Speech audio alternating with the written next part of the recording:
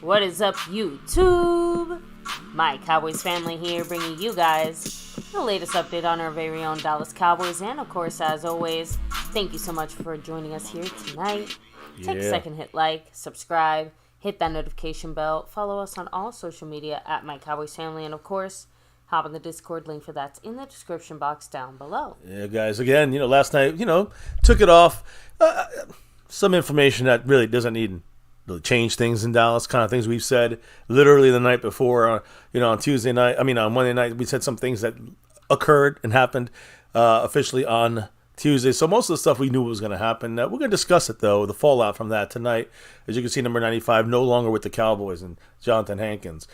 We'll look at the trenches, of course. Brock Hoffman, number 67, he spoke out a little bit. We're looking at some centers in the draft.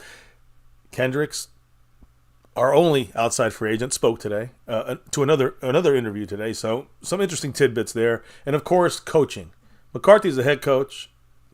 He's been in places looking at draft for future drafted rookie players here at different pro days going on. But right there in the middle, Al Harris, our defensive backs coach, promoted, as we know today. The official coaching, I guess it was yesterday. The official coaching staff has been finalized. So we'll talk about all those things and more. But first, let's talk about those that run the show right here in My Cowboys Family this week, with those representing the top spots. And one guy's representing the two main spots, Dead Fool. Much love to him. He not only is, as you can see up there, the Cash App King, but you see at the bottom, the sponsor of the week is him as well. Thank Dead you very Fool much. With the takeover. Yes. Mostly after dark, of course. But is he coming for repeats? We'll see about that. Dead Fool, top spot last week on all our channels. Then you have the man, Mark Hosepian from Hawaii, repping that star. Mahalo to him, of course. Hell yeah. 57 points.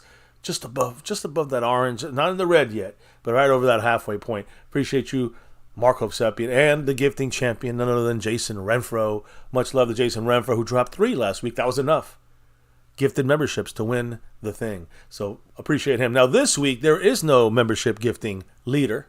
So that board is still open, as you can see right there above. And of course, Mark's got the stream boss, but who's got the lead? Well, listen, we had an off night. There's only one night other than Monday, right? So when we add them all up, yesterday we had a little After Dark fun. I know I saw some of you guys out there, like Snug and others, watching After Dark for hours and hours. And I also saw some people, dropping some love through there to party a little bit. Sco971, Jason Renfro, McLovin, Gloria, Marissa, Grateful Nomad, Skeptical fan, staying skeptical over there, IB Thunder, and even Queenie. Yeah, everybody that I just named dropped a little love from above over there and is on the boards here. And as you can see, a lot of great drops. Grateful Nomad, McLovin, Sco971 in second place. But who's in first place right now? Well, today, Dead Fool's drop went through. And when his goes through, he ain't fooling around. He's in first place with a triple-digit 100. That is the drop of the year so far, or tied for the top drop of the year. Appreciate you, Dead Fool, once again. In first place in the Cash App with the PayPal drop. In first place on the overall board. Dead Fool's trying to go for that back-to-back on both boards, like our 90s Cowboys. You know how that goes. Dwayne Broussard also dropping that pre-stream $4 holler. He had to say. I have a feeling. Keeping it classic with the Go Cowboys. Oh, yeah. Go Cowboys with that Dak drop.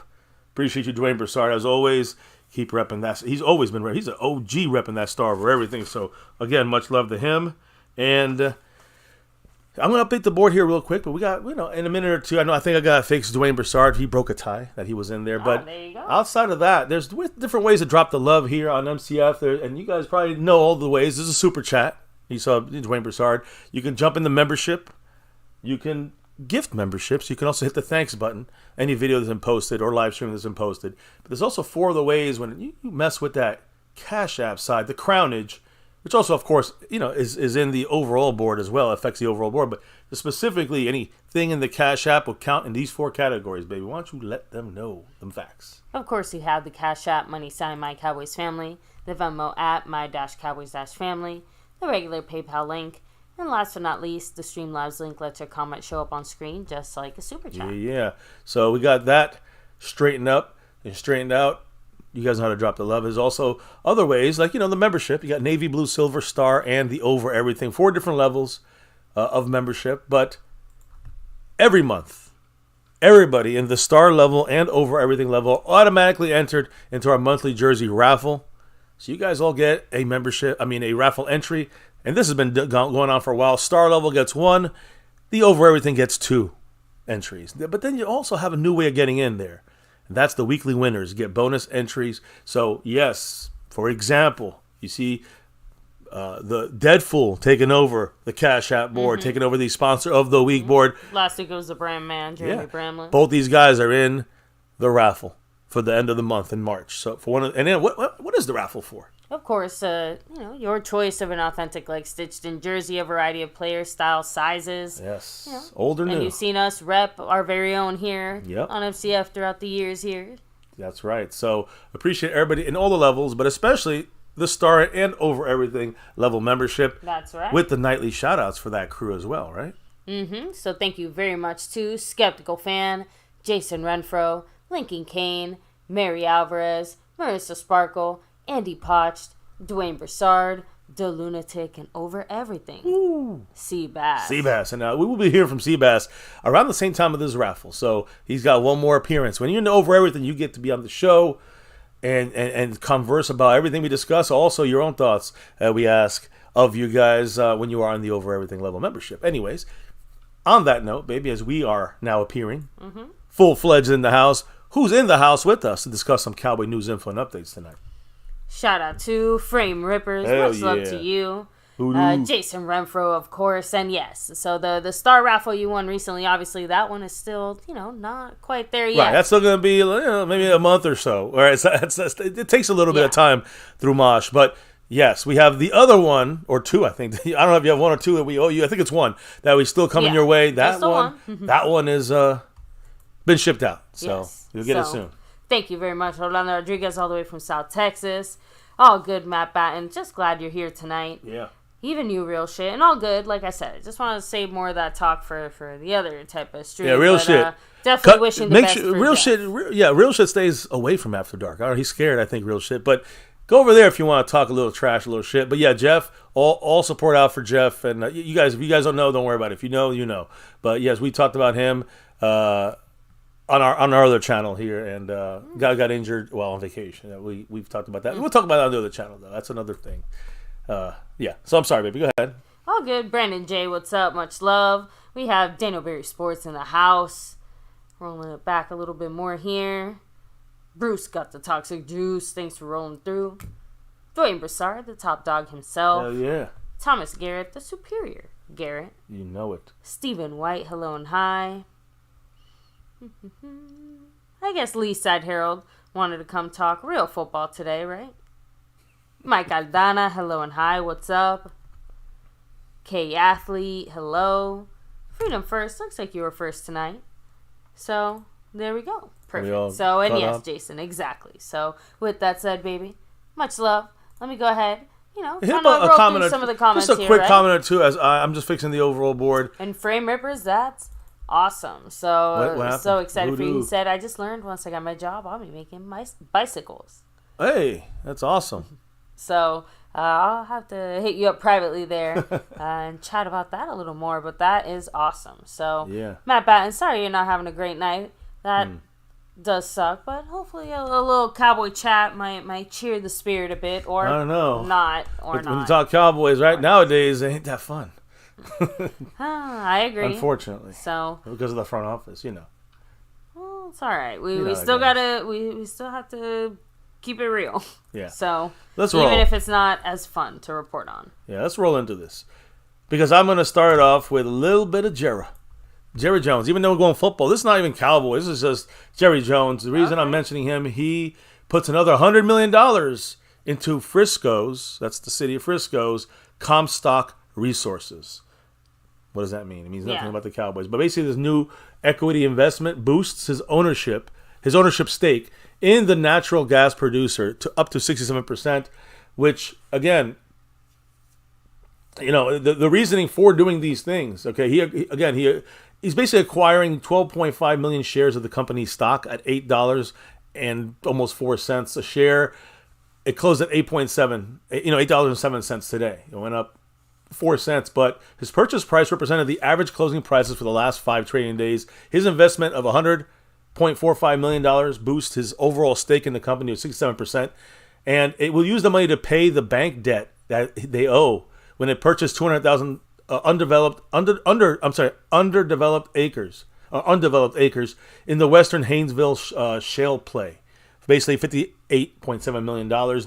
Weakened natural gas prices have hurt his company's financial results for the last 3 months of 2023. It was trading as high as $3.57. It fell to $1.70 on Wednesday. That's a big loss. So this Comstock quarterly sales took a big hit for his company, dropping to $354 million versus nearly $558 million in that same period of time a year earlier. So a huge loss. I mean, a huge loss, millions, hundreds of millions of dollars for Jerry. So the company now closed out in 2023 at $1.5 billion in revenue, which is down from $3.6 billion. That's basically half. That's $2 billion less he's making. I know it sounds like little numbers, but it is obviously huge. But the overall profits went down, totaling $112 million. Poor Jerry. So Jerry playing with his money, not really playing with the team he owns his money. Speaking of a guy who's getting a big contract probably here soon with the Cowboys, we're going to talk about Dak Prescott. Not really Dak himself, more his brother Tad Prescott. I found this kind of funny. Tad Prescott named his top 10 current NFL quarterbacks. He was asked this on a show, and he named Patrick Mahomes number 1, Dak number 2, Lamar Jackson 3, Josh Allen 4, Aaron Rodgers 5, Joe Burrow 6, Tua 7th, Jared Goff 8th, Matthew Stafford 9th, and Joe Flacco 10th.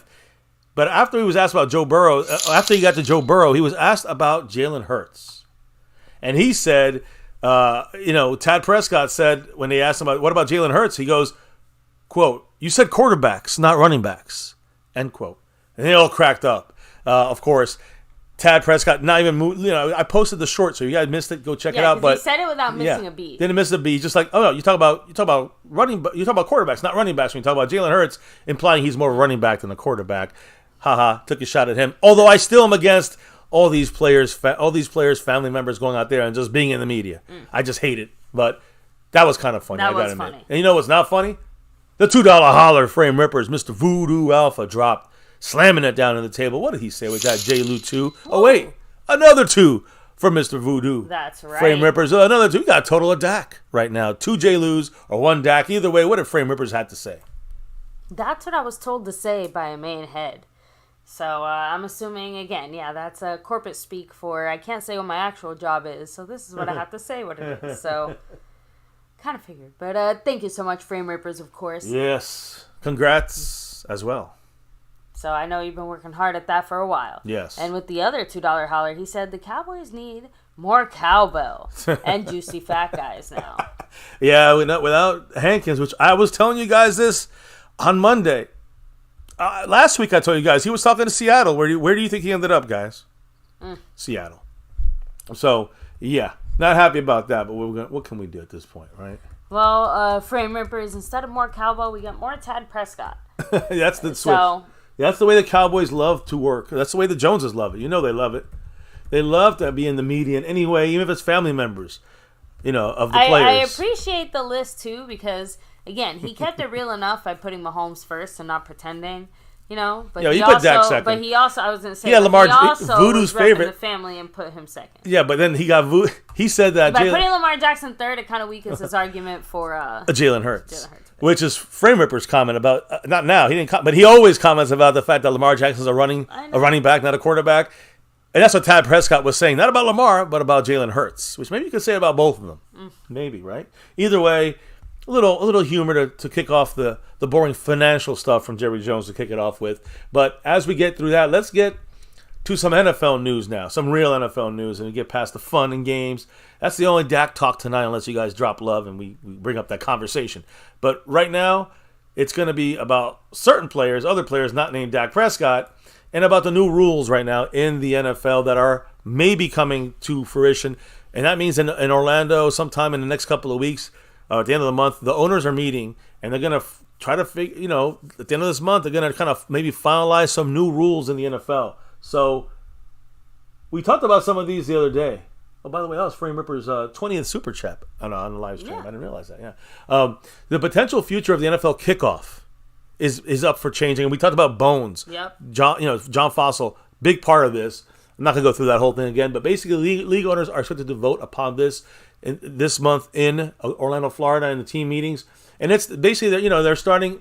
It's like we've discussed, and the players they start really close to each other, so there's no high impact. You have two returners. You have you kick off way back on your own 20 or whatever, but the players are like on their own 40, and the other team's on like the 50. So you guys are like face to face against each other, but there's no there's no high impact except for maybe the guy returning the ball. Yeah, right? are you about what, like 5 yards off or even closer? Oh wait.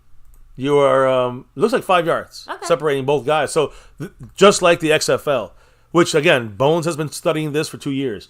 You also have a like for instance, I think it's on your own 35. It's crazy. It's kind of interesting. Okay. It's on the team receiving team's own 35-yard line is the line they have to line up at, and the defensive team lines up on the 40.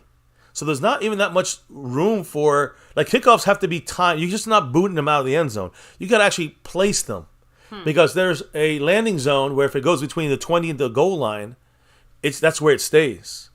But if it goes into the end zone, I think there's a rule. I forgot what was that. I mean, it seems like the players are gonna be there too fast for anybody to really be able to run it back or do anything. In the I think you could let it bounce at that area. I guess. But there's different rules going. It's not like a turnover. Look, we've talked about it in the past. I guess I'll have to see it live and in action. But as of now, we talked about it. It felt like it was an upgrade.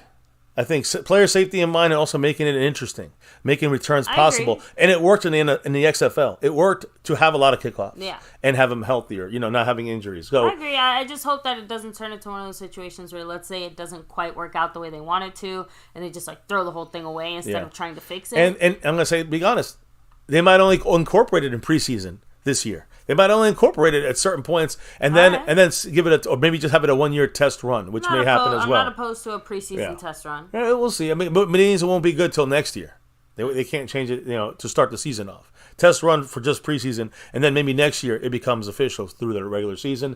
I'm not sure yet, but that's not the only thing that they're checking on and talking about. The other big kind of news, and I'm gonna associate it to a guy who was formerly on our team, now with the Tennessee Titans, running back Tony Pollard, the hip drop tackle, which is seriously getting consideration of getting implemented, making it illegal to implement the hip drop tackle. So the NFL and the competition committee submitted language for the dangerous tackle, the hip drop that broke, Tony Pollard's leg in that San Francisco playoff game 2 years ago. The penalty would be a 15-yard penalty against the team doing that, the defense. And officials believe they can correctly call it. Some, including the Players Union, have worried about the subjectivity of that call. It looks like a hip drop, so they're going to throw the flag. The critical part that they're saying of the hip drop, in the language where it's written, is the element that the defender swiveling and dropping his lower body and then landing on the runner's legs. Mm-hmm. If they see him kind of trying to tackle him, and then they just drop their butt that's going to be a penalty. So the potential, again, like I said, is 15 yards. 15-yard penalty and an automatic first down. Definition of a hip drop tackle, here's what they say. Quote, this is a quote from them. Grabs the runner with both hands or wraps the runner with both arms. And B, unweights himself by swiveling and dropping his hips and or lower body, landing on and trapping the runner's legs at or below the knee. So think, however you guys see that, or I do fear that there's going to be sometimes it should be called and not going to call it. Sometimes they're going to call it and it didn't happen. So get ready for a lot of bitching this year if they approve this. It's going to be, unfortunately, a learning curve, regardless of whether it's, of however it's implemented or however it's taken. So it's going to be interesting to see how it actually ends up working out. Yeah, so. And I do believe it will be interesting, and I also do believe it will be... a big change going forward, either of these two things passing. Now, Netflix. Yeah, what's going on? They announced their newest sports series. It's been released, and I don't know if you heard about it. We had quarterbacks last year. Mm-hmm. This year, it's going to be for the 2023-2024 season. the one that just passed. It's called receivers. Ah. All the wide receivers. Devontae Adams, they followed. Justin Jefferson, George Kittle, Deebo Samuel, and Amon-Ra St. Brown. These are the 5 guys they followed. Receiver is to be produced by NFL Films. Omaha Productions, of course, that's Peyton Manning's production company, and 2 PM Productions, which is the same group of people, the same companies that were behind quarterback series from last year with Mahomes, Kirk Cousins, and what's his name? Marcus Mariota. So just wanted to throw that out there. You'll be seeing that probably in a couple months popping up. Now to the football again. The Cleveland Browns got another receiver, of course, in a trade, Jerry Jeudy. They now have officially paid him the money he was looking for. That's why you just trade for him. It's one thing. If you trade for him and expecting to make a deal with them, that's why you give away. That's why you go and attain a guy like Jerry Jeudy. You don't get him for just 1 year. So Jerry Jeudy is getting paid, agreed to a 3-year contract extension worth up to $58 million. So a little under the, I'd say, the 20, it's $18 million a year or so. It's also including $41 million fully guaranteed at signing. I don't know about you guys, but I'd much rather have, CeeDee Lamb for $5 million more than someone like Jerry Jeudy. This is no comparison. So the Cowboys should have done that last year. We would have had CeeDee Lamb at that price, at that rate, cheap. So we didn't do that, and CeeDee didn't want to do it probably as well. Now, speaking of again, we talk about receivers. We talk about Jerry Jeudy. We talk about former Charger receiver Mike Williams, who was released, signing a 1-year deal with the New York Jets, teaming up with Aaron Rodgers. It's a 1-year deal worth $15 million. That's the max. It's of course some incentives in there. Another weapon for them. And Mike Williams, again, one of the better receivers for the Chargers. They love him, but he was just too much, cap hit. Jets pick him up for basically max $15 million 1-year deal. So a prove-it deal for a receiver is around $15 million for a decent receiver. Now, going to the people the positions that throw the ball, quarterback. Don't know if I said this the other day, but Jimmy Garoppolo is signing with the Los Angeles Rams. He's officially a LA Ram backup now to a 1-year contract with a base value of $4.5 million. This is all including the 2-game suspension he also has to serve for the PEDs. He has a max value of the contract up to $12 million. I'm assuming if he plays most of the season, he probably hits most of those incentives, and he gets $12 million if you don't really play backup, right? If you play backup, he's going to get about $4.5 million. Complicated, intricate contract like most of these are. We're going to talk about Tyron Smith in a minute. But those are the basics of that deal. And another running back I had on my short list. We still have Kareem Hunt, and we got J.K. Dobbins still out there, and Clyde Edwards-Helaire, and a couple others. But I really like Deontay Foreman, and he has been picked up, signed today with the Cleveland Browns. Bastards. They're taking everyone. The Browns signing Deontay Foreman as the running back, power guy. Point is, Cowboys, I don't think they're even looking after they got Rico Dowdle. So I think they're done caring about the freaking running back market, unless someone drops them for a league veteran benefit salary deal, a veteran salary benefit deal. If the Cowboys get a running back like Kareem Hunt or something like that, then they might consider that, to one of those guys. We'll have to wait and see. The people that block for these guys, for the quarterback, for the receivers, for the running backs, we're short a little bit on the offensive line on things, right? So today or yesterday, the Bengals added a key piece to their offensive line. Free agent from the Patriots, offensive tackle, a name we had discussed here, Trent Brown, officially signed with the Cincinnati Bengals. 1-year deal. I'm not sure what the numbers are on him, but guys, went to Cincinnati, signed with them. Really, I'm going to be honest, he was probably the last decent starter at tackle left in free agency. Trent Brown. He's out. He's done. He's gone. Now he's with the Bengals. So Cowboys are going into this thing without a center and without a tackle, unless we move Tyler Smith to tackle, then we're going in without a center and a guard. Yeah, I mean, so that's where we're sitting.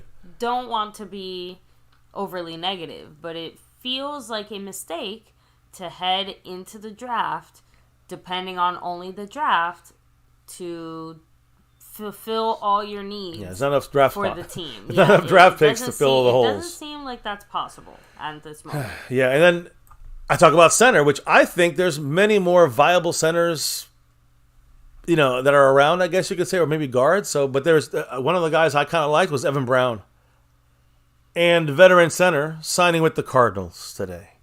A 1-year, $2.35 million deal. The Cowboys couldn't afford. That's a Cowboy deal. $2.35 million. The max is 2.9. Holy fuck! The Cowboys, they don't know what to do with it. It's almost $3 million. They might fucking blow a load into the wall. My point is that these guys are the Joneses are too fucking cheap to even consider signing a veteran center for this offensive line that currently has Brock Hoffman as a center, which he actually spoke today. We're going to talk about his thoughts on things as he may be an undrafted player last year, now a starter for the Cowboys. We want Dak hurt. We want this offense to fail. We want McCarthy's scheme to not succeed. It feels like it. So, Evan Brown, who I would have liked to see as a Cowboys center, 40 career starts, 16 last year with Seattle. Not the greatest, but he's consistent. Now he heads to an NFC West rival. And just really quickly on defense. I haven't touched on a defensive player yet, but on the defensive side of the ball, you guys know Chase Young. You guys know he signed with the Saints yesterday. Signed it officially. It's a 1-year, $13 million deal with the Saints. But that's not the bigger news. I already said I think that's a little too much for someone like him because of the injury issues he's had. He is undergoing a neck procedure that is expected to sideline him all the way up into training camp. So they're going to sign this guy 1 year, $13 million, and he's already going in with a neck surgery situation, a Damone Clark LVE type situation.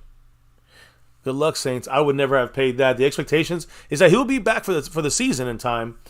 Teams are also were aware of his neck issue. It's not the Saints were not caught off guard, but they were comfortable paying him the 1 year, $13 million deal, and hopefully have him ready sometime in training camp after a neck. Basically, again, it's a Damone Clark type situation. It's an LVE type situation for him, a neck procedure. So again, good luck to Chase Young with the Saints, but I don't think he's going to be. I don't think he's going to be what people think he's going to be anymore. His chances were in Washington, and that's pretty much it. Yeah.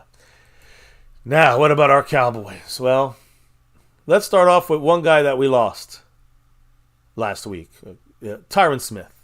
Now is a Jet, unfortunately.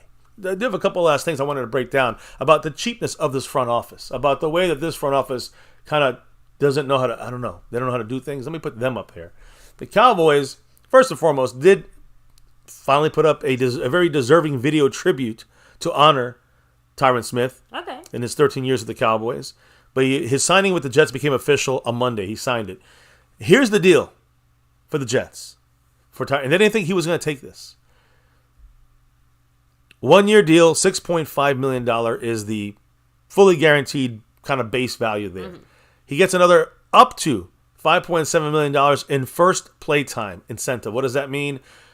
38% if he plays 38% of the snaps, he gets $750,000. Okay, so that's like the first bonus he can even earn. He probably hit that. I mean, he played like 71% of the time with us, I think. So when you look at this, 38%. If you go up to 44%, it goes to 1.75. He gets another $1 million. And basically every 6% on top of that, it goes up another $1 million. Every 6% he's playing on the field, he gets another $1 million. All the way up to 68%. He plays 68% of the time, which he has done that most of his time at the Cowboys. He gets an extra $5.7 million. That's the playtime, the first group of playtime incentives. That's what it's called. Then he has a second group of incentives that he can get up to $6.25 million. And that's only goes up to if he gets to 74%, which he hasn't done last year. Mm-hmm. 74%, which he gets another $1.25 million. 80%, he gets $2.5 million. 86, $3.75. 92% of the offensive snaps, that's $5 million. If he plays 98 or more percent of the snaps, he gets $6.25 million on top of the $5.75. So it's all about playing time. He also gets $250,000 per playoff win, maxes out at $1 million. If they go to, obviously if they're the first seed, they only get $3 million. I guess he loses a chance there to get the full $1 million. But if they are any other thing but the first seed, he has up to, he win all 4 games, he gets another $1 million. And if he gets the Pro Bowl, $500,000, that Pro Bowl incentive. Also a $4.5 million signing bonus, and his base salary is actually $2 million. The maximum on this deal is $20 million. And you're saying, well, we're not going to spend $20 million on Tyron Smith. You're right. Because he's not going to reach all these $6.25 million portion of his. He's not going to reach that. He might reach the $5 million. That's okay. You got the 6 plus 5, about $12 million when you put the halves in there, right? You got about $12 million. You probably get... You're telling me Tyron Smith being out there for around 70% of the time isn't worth around $12 million for, basically an all-pro performance there? Yeah, when he's playing, he's an all-pro, 70% Pro Bowler. Yeah. This contract is the perfect illustration of the likely to be earned, which is that first level, and then the not likely to be earned, which is that second level of incentives, right? Again, it doesn't. And remember, you have to remember this, guys. It doesn't have to be counted on the cap until next year, whatever his incentives are made. So, literally, it's like $6 million plus the bonus. I mean, that's what they're getting hit, 6.5 plus the bonus. It's not a big hit on the cap for the Jets. And last year, he played 71% of the offensive snaps last year. If he duplicates that this year, he earns an extra $5.75 million. So, again, to hit the max 20, he would have to to hit the whole thing, he would have to play in every single game. He would have to make the Pro Bowl. Jets would have to win all 4 playoff games, including the Super Bowl. And if they did that, they would love to pay him $20 million if they win a Super Bowl and he plays in every game. So, again, when you look at this, the first and second split levels here, the first is likely, they call it basically likely not to be earned. I mean, likely to be earned, the first level, and then the likely not to be earned. So if you really look at this, guys, his compensatory hit for us, it's going to be about $12.25 million. That's going to be his APY this year when you look at it, right? So it's going to be about $13 million. Let's say $12.5, $13 million. That's going to get us at least a 5th rounder for Tyron Smith. I'm just letting you know. The Jets got an absolute bargain, in my opinion, on this deal. The Cowboys let a legend walk that's still playing to the top of his game when he's in the games. Had a fantastic 2023 year. And we would have gotten him for less than we were paying for Brandon Cooks. Think of it like that for a second, and you see the clown show in your face. Stephen Jones fucking shit up. So, again, there was whispers out there that this contract blew Dallas out of the water. Like, really? Really? Was it that much of a deal that chased the Cowboys away? What were the Cowboys offering him? $2 million total? Like, some of you guys would probably like that out there, too. Like, yeah, it's a fair deal. No, it's not. So, ouch. I don't know, baby. What do you think about this and the information we got about learning that the Joneses passing on again, maybe you like this. You like that we passed on him. No. But now what are we going to do? I think that, again, based on the information that, kind of has been revealed or put out there, I think the most surprising part, the thing that really caught my attention, the Jets didn't think he would take this deal. That's true. So what the hell did the Cowboys even offer him? Did we even offer him anything? And that's, I'm not sure if I touched on that too much on Monday or not, or because I think it was just in our personal discussions that we kind of had that talk. But yeah, it just makes me really wonder what even was our offer. It was either so absolutely disrespectful, that Tyron Smith said, I can't even believe this is what you're offering. Or what I'm starting to suspect is they basically just parted ways. They just told him, hey, thank you so much for your years of service. We appreciate it, but we're not going to seek to, figure things out with you. They didn't seem to be serious. They're not serious about really making an offer for him. Because remember, when we go back to that supposed report on their first initial discussion with Tyron's agent, remember that things kind of ended abruptly. Yeah, they were like, we look forward to getting a deal done. They were like confident. The next day, it was like, no deal, he's leaving. It was a big change. It had to be an offensive offer by Stephen Jones. At the time, we thought it was just an offensive offer. Like I said, I'm thinking it's not even an offer. Like I said, they were just saying, like, thanks or no thanks, deuces, bye. So why would Jerry Jones say we were interested in signing him the day before? Is that really the battle you want to start without, kind of getting all your ducks in a row? I'm just saying, like, when you're saying that, you're wasting the agent's time. There's no way. Jerry overall, like I said, they've done an overall better job of not being so blabby about their moves. And Jerry has been at least respecting Steven's kind of masterminding in certain ways by not just blurting everything out. I don't know if it's master. He says all in, and he says Tyron's all in, and da. I don't think it's bullshitting. I think it's Alzheimer's. I think you don't know what the fuck he's saying. But that's what I think. I mean, that's what it feels like. Or I don't think he's a mastermind. Let me hit up some comments in the chat real quick. So Mike Aldana said Tyron's betting on himself with that contract. I agree. He also said the clown show holds on to players beyond their worth. So maybe this is also to be fair, playing devil's advocate, this could be the Cowboys trying to get ahead of that. Instead of holding on to Tyron Smith and not letting go when they have a good time to do so in a way, they're trying to get ahead of that and not hold on to a player. When you say all in, and now you're leaving yourself all out on a center and a tackle, that don't sound right. And even if you're not saying all in, you're letting yourself, forget all in. You're leaving yourself open with no tackle at all except for Tyler Smith, and now you have no guard and center. And I'm sorry, TJ Bass and Brock Hoffman should not be starters in any way. That's what we're going to see if we don't make any real moves. And we will. But what about the other spot? Center might be good, but what about tackle or guard? Guard or tackle might be good. What about center? That's the scary thing. Brock Hoffman will be a starter if we draft the tackle or guard. And if we draft the guard or tackle, if we draft the center, you're going to have Tyler Smith move out of tackle, and you're probably going to have TJ Bass, the starter, at the left guard spot. So that's not good no matter how you slice it. That's where the mistake is. One more year for Tyron Smith for $12 million, and you know how to manage him? That's worth it, in my opinion. Matt Batten said a great deal for Tyron. Most likely, they let him walk out the door and leave. It's sad. Jerry Jones is a liar. That's the sad part. The Jerry Jones lies. He didn't even try. If that's the case, if they did, it was a offensive try.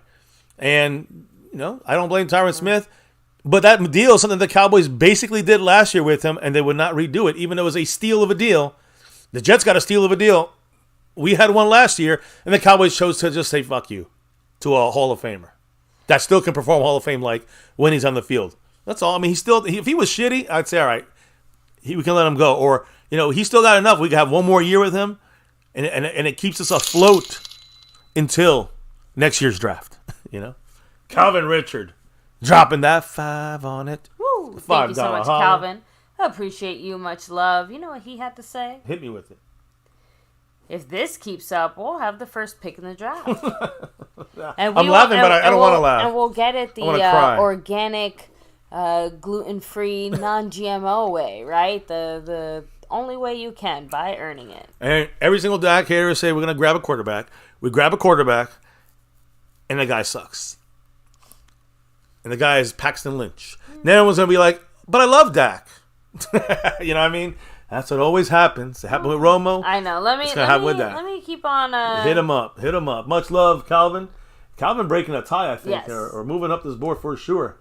Thank you so much, Calvin. I'll let Mr. MCF check on that here in a second. No, as you said, Calvin's moving up on the board and stuff like that. I'll let you do that. Yeah, he broke the tie there. Oh, perfect.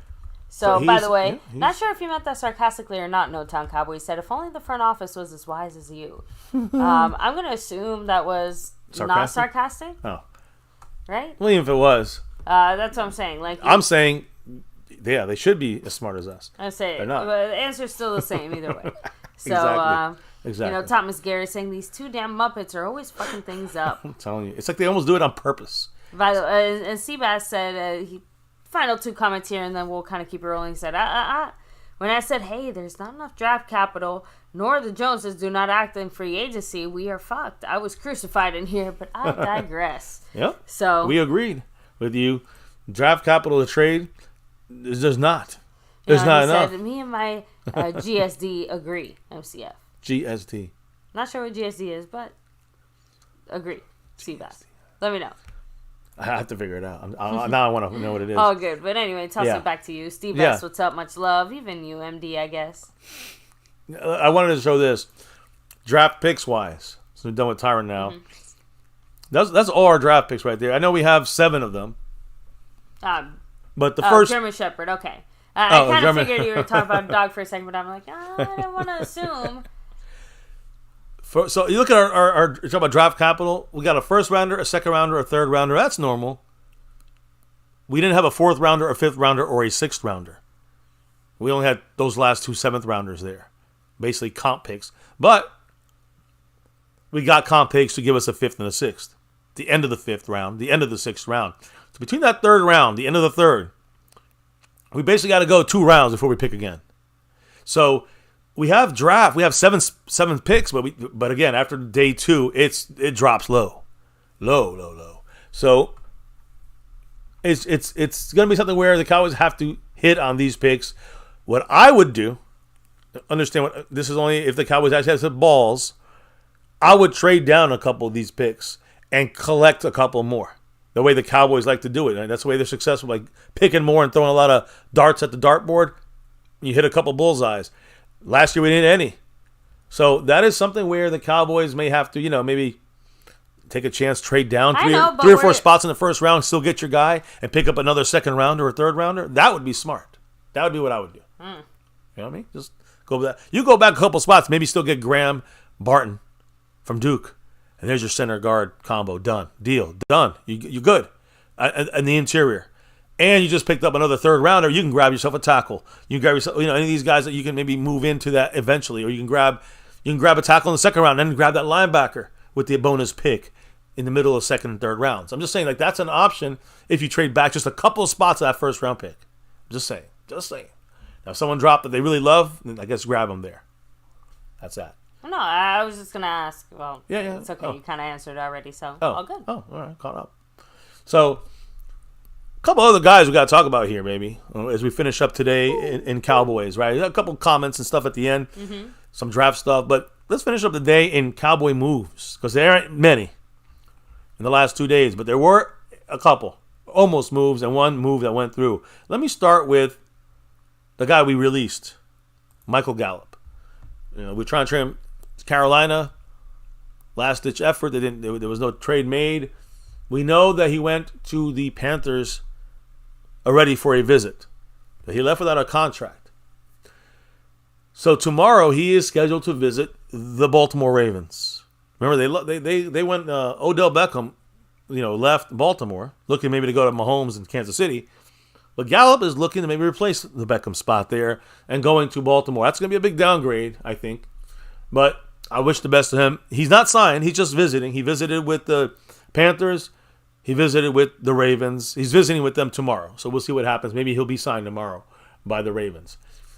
The big loss for us, though, is the big man in our defensive middle.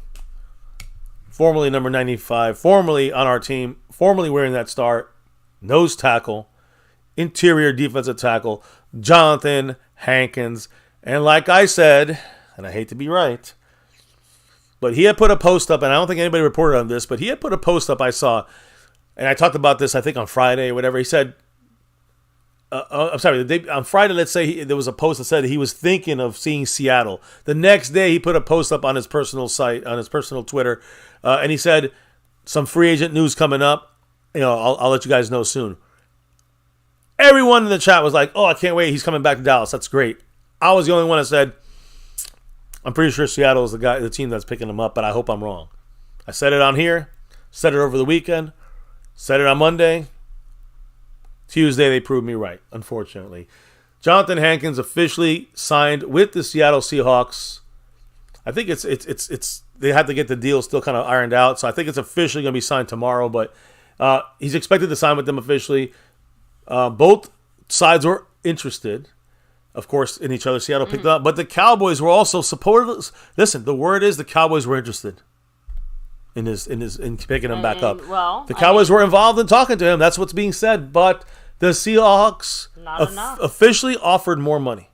That's all we know. And I got to figure, the Cowboys are probably offering him $1 million. $1.2 million. The same thing they gave him last year. That's what they're trying to give him. I guess we're about to see if you're right, baby, because you said that there's supposedly a handful of guys that can do what Hankins does. No, listen, let me finish. There's definitely better, but we let all that time go. Like, Hank is one of the best available, unfortunately. Well, there you go. So that's the problem to me. Look, so Cowboys were interested, Seattle was interested, and Seattle won the bidding war. Sounds like it was easy. So now why don't we add another big fucking hole to the other holes we have in our team at nose tackle. Yeah, a bidding war implies there was a fight in the first place. Yeah, well, the Cowboys were interested. They're probably offering the veteran salary benefit minimum. So like Aldana said, that's why it's called free agency. Yeah, for the Joneses hear that and say free players. Yeah, hell yeah, we will sign you for free $99. So the Cowboys now officially look. Tyron Smith gone to the Jets. Jonathan Hankins now gone to the Seahawks. That's two holes we weren't thinking about. We were thinking maybe we would go out there and re-sign these guys. Those two holes now we got to add to the starting list. A left tackle and a nose tackle. That's what I'm trying to say, guys. one guy here and there, you let him go. Okay, I can let Tyron Smith. But not when you let Tyler Biotish go, too. Like, that's the stupidity. Now we have 18 holes, and we got 7 draft picks. And 5 of those draft picks are trash money. All right, it's hard to see where we go from here right now. We're not signing anyone. We only have 7 draft picks. I say 3 of them are good. 4 of them suck. So, and the rest are undrafted. So that's our draft right now. That's the way we're looking. That's our meat of our fucking offseason, and it's light. It's crap. And we don't have much in draft. We don't have much in free agency. We'll get some more guys to fill in the bottom tiers. We'll get those veteran minimum benefit salaries so we can make sure we go way under the salary cap. But we ain't get nobody for that, and we're not going to. This is the way the Joneses do their thing. So, again, another huge hole on this team, now on defense, and right in the middle. And this is my thing, baby. This is what's crazy to me. That's why I'm mentioning Biotish and Tyron Smith and Jonathan Hankins. Why am I mentioning this? Because if you remember, baby, what did the Cowboys say they wanted to do?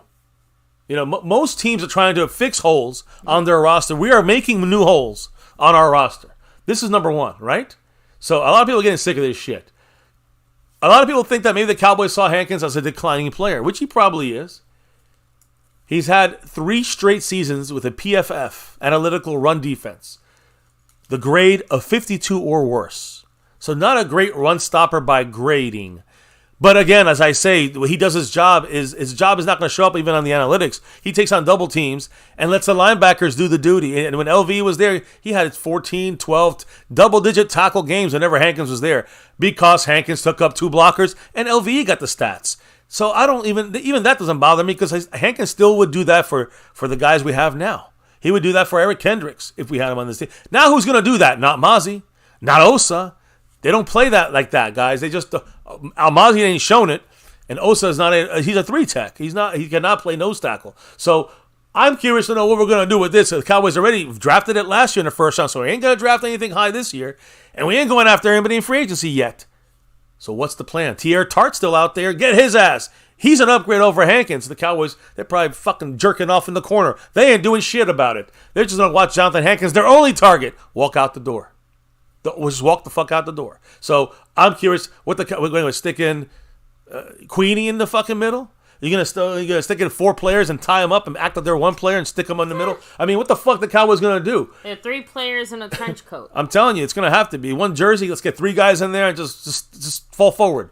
But the thing that kills me is that the Cowboys front office, Stephen Jones, Jerry Jones, Mike McCarthy, everyone said that the running game on offense, and the run defense are the 2 key facets that they wanted to improve on in 2024. They said this, not me. I mean, I've said it too.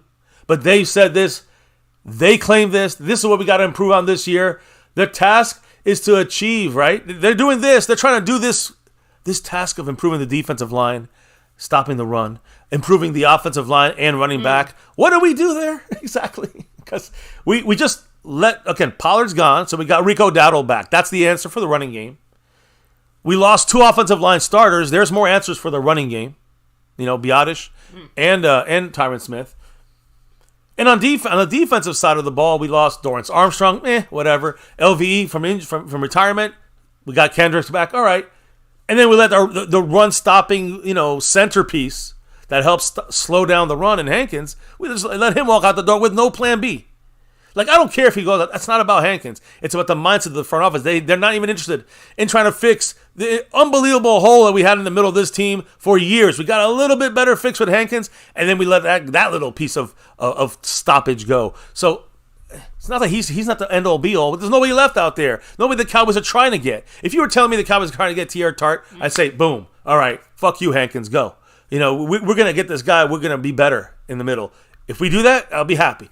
But the fact that the Cowboys were interested in Hankins, still let him walk out, tells me that's their primary guy. They just let their primary guy walk out. So this is bad management once again it's not about Hankins. It's about the fucking cocksucking clown show faggots. These 2 motherfuckers. The thing is that the Cowboys, I'm guessing, that's what kills me. Assume that because Hankins was on the cheaper side, that this was like a good to go type of deal. Like, dime a dozen. Not so much dime a dozen, just, I don't know. They felt comfortable. Let's just leave it there. Well, and obviously when they went to go make the move, well, I mean, listen, he was obviously down. He was open, but he's looking to secure his side of things too. Listen, L Cool said Hankins never made a difference. He did. Sorry, L Cool, you're wrong. Now, did he make the end all be all difference? No, he wasn't the end all be all, like the best, the Vita Vea of our team. No, fuck that. But Hankins was the best that this front office ever allowed. Do you guys understand what I'm saying? I'm not happy only with Hankins. I wanted more than Hankins. I wanted Mozzie ain't ready yet, or whatever the hell's going on. But just listen to this. If the Cowboys front office is serious, listen to this, okay? The elite interior defensive lineman that stopped the run. If you're going to get a guy in the draft, and Mozzie is a miss right now, you got to be first, second, maybe third round. Basically, it's got to be one of the top 50 players. You got to pick a top 50 defensive nose tackle, which they got, what's his name? Devondre Sweat? He'd be a second round guy. That'd be a very good, solid interior guy that maybe you can team him up eventually with Mozzie. But he would be a nose tackle type guy, a 3-tag. He can play all around in there. But you can't go and get an undrafted guy. You can't get Bohanna and say he's going to be. They're not. Listen, when you look at the elite players on the interior, Chris Jones, second round. Aaron Donald, of course, first round. Christian Watkinson, now with the Raiders from the Dolphins, first rounder. Justin Matabuki from the Ravens, first rounder. Quinnen Williams from the Jets, first rounder. Jeffrey Simmons from the Titans, first rounder. Dexter Lawrence, first rounder. Deron Payne, first rounder. Leonard Williams, first rounder. Now, Javon Hargrave is the lowest guy on the list with the Niners right now. Third rounder for him. DeForest Buckner, first rounder. Jonathan Allen, first rounder. Vita Vea, first rounder. And Kenny Clark from the Packers, first rounder. So you got to go really high first. Mozzie Smith, first rounder. Back end first rounder. And the Cowboys somehow, developmental-wise, fucked that up. So, at least for now, for his first 3 years. So you got to find a guy in the top the top 50 picks or so, really have a chance to have a guy that can, be an elite interior defensive run stopper, double team, acceptor, and help out the second level of things. Right now, like I said, and I'll say it again, and I gotta show this shit again. I hate it, but it is the facts of the situation right now. The current free agent tracker. Now that Hankins is gone, he's added to my list here at the bottom with the Seahawks. Noah McNogany there at the Washington Commanders. Tyron Smith of the Jets. LVE, of course, unsigned. He's retired. Gallup, maybe Panthers, maybe Ravens. He's still visiting places. Gallimore with the Dolphins. Fowler, Biotish, Armstrong to Washington. Pollard to the Tennessee Titans. We signed a bunch of our own. Carl Davis, an eighth stringer. All right, our long snapper, Trent Zieg. We got two cornerbacks, Jordan Lewis and C.J. Goodwin. C.J. Goodwin's special teams, not even a corner. Enrico Dowdle, who's right now our starting running back. The only guy we brought in on this list is Eric Kendricks. The only guy. Linebacker, it was a good pickup, but that you made one good pickup and 15 shitty moves doesn't mean that you are doing good. Now, with Hankins going to Seattle, there are now only 4 remaining Cowboy free agents still available. Do you think the Cowboys will sound any of these guys at all? Sean McEwen, I think maybe as a late like veteran salary, the lowest you can pay him, right? Chuma Edoga, I mean, maybe if the Cowboys pay him the minimum, if they don't look for anywhere else, and we'll bring him. I don't think either guy is a priority, obviously. Yeah. On defense, Jaron Curse, I don't think he is. He's looking for more, and he should. He ain't gonna get it here, and I don't think the Cowboys need him. We got like 5 solid staff. You got guys like Marquise Bell coming back. And you got guys, to the safety spot, and you got guys like Wanye Thomas, who is moving up. And they only use 2. We don't use 3. We don't use 3 safeties now, so we use 2, right? Chris will end up in Washington, like all the probably other former Cowboy players. I can see that happen. Don't not be surprised if you see his name with the W next to it. The only other guy left that I think the Cowboys should prioritize, and I think they have, but they do a bad job at prioritizing anything other than long snappers. Stephon Gilmore, cornerback. And that's that's a need. He's still a free agent. I'm running out of things to say, guys. I mean, the Cowboys got to make the move, or we're going to be holding nothing and another hole. It's going to be. You might say, "Well, we're good. We got Deron Bland outside." That's not the optimal situation. One guy goes down. We got Nashawn Wright starting. I think we all puke at that point together. One big puke fest. So I think the deal is get yourself a goddamn cornerback. Yeah, draft maybe, but is that going to be another Deshaun Wright? We don't know. We can't trust that.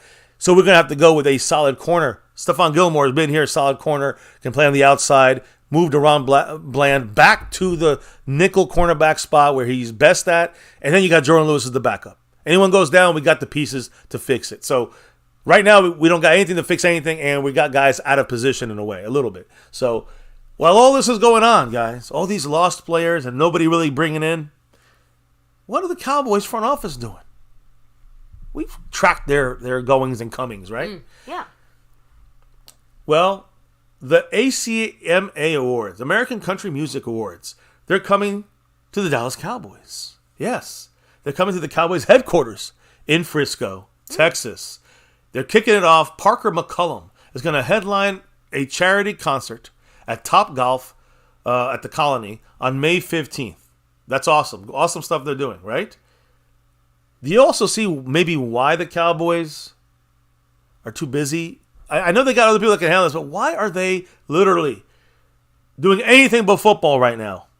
Everything but football. They were at the South. How is that not their primary focus? Stephen Jones, South by Southwest conference, talking about fuck shit. Nothing. Talking about his fucking college days. You had the rodeo they were promoting. You had the fight with Mike Tyson, Jake Paul. You got now the American Country Music Awards. That's, I just named you 4 events, right? They have 3 of them at the stadium. Okay, yeah. I shouldn't say. Well, I guess 4 of them. I guess the fight as well. 4 of these events that they handled. Three of them that they handled at the stadium. The South by Southwest was somewhere else. But the point I'm trying to make is they got more fucking events handled in this free agent 2 weeks. They got 2 more events planned at AT&T Stadium than we have free agents, brought in here from the Cowboys. We have 1 guy we brought in from outside, Eric Kendricks. They have 3 events going on at the stadium in the same time frame that's free agency started. These motherfuckers only care about that green on the floor there. So again, 2 more events than exterior free agents. That's what we do. That's what the Cowboys do when it comes to free agency, baby. That's what we do. So that is our usual mode of operations, right? So, by the way, guys, before I hit up the chat a little bit more here, I need a breather, and we touch on a few other things here. Take a second to hit like, subscribe, hit that notification bell. You guys can follow us anywhere and everywhere at MyCowboysFamily. Of course, hop in the Discord. Link for that's in the description box down below. And thank you again to everybody here representing on all the boards. So, and by the way, I do have a shout out to make here, baby. Okay. An extra I just saw it come up on my phone, and is the man Stanley Smith in the house. Much love to Stanley Smith. He dropped that $10 holler. And you know what he said? I think we all know. Right, real shit? Your Cowboys! Woo. You know it. Appreciate you, Stanley Smith, way, up Stanley, on that board. Your jersey also shipped out Shipped today. out, yeah. So, yeah. You should get that real quick, because I think he's in the same area. So, much love to Stanley Smith. Jersey going your way. Big winner. Stanley. Yes. So, again, thank you, Stanley. Appreciate you. Let me go ahead and hit up the chat. Hold on there, you guys said MCF. Every year, Steve Catboy lowballs players. Yep. It's insanity. Trying to shop at the dollar store. Cheers. Cowboys make me drink. I tell you, me too. And I also think the Cowboys, they're going lower than their usual. They're going lower than their usual. Yeah, like we've seen them do low ball guys before in certain aspects, right? But it does seem like you guys, a few of you guys have been saying it, as for a while now, right? It almost feels like a weird sort of rebuild, right? Yeah.